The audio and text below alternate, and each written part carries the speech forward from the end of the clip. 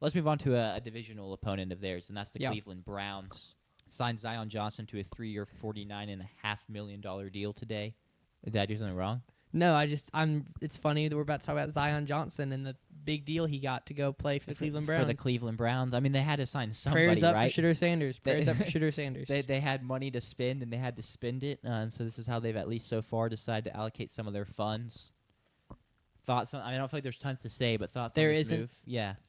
Sam Monson said it best. I was watching him and Steve Palazzolo they were streaming all day, breaking down news live as it was coming out. And when he saw that Zion Johnson signed with the Cleveland Browns, his statement was, "Yeah, whenever I need offensive line help, I usually try to source it from the worst offensive line in NFL football," which I think is the best way to put it.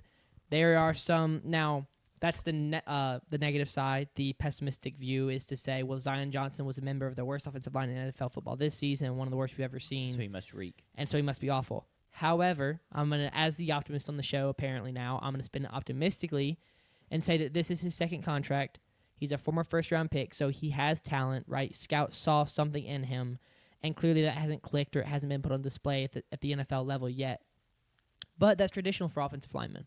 Offensive linemen often take 3 to 5 years to hit their stride, to become NFL offensive linemen. Rarely, sometimes you do, but rarely do you see guys who year 1 or 2 look elite.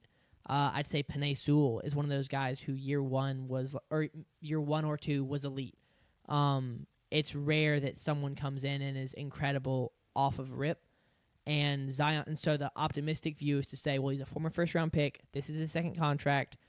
We're not paying out the wazoo for him, right? He's not getting elite guard money. You're not paying him like one of the best guards in the NFL. You're paying him not cheap money, but you're paying him as an unproven guard who's a former first-round talent. Like, I think you're paying him appropriate money because there's upside in that free agency signing, and there's upside because of that talent and the hope that he hits as other guards and other offensive linemen often have. So that's the optimistic view.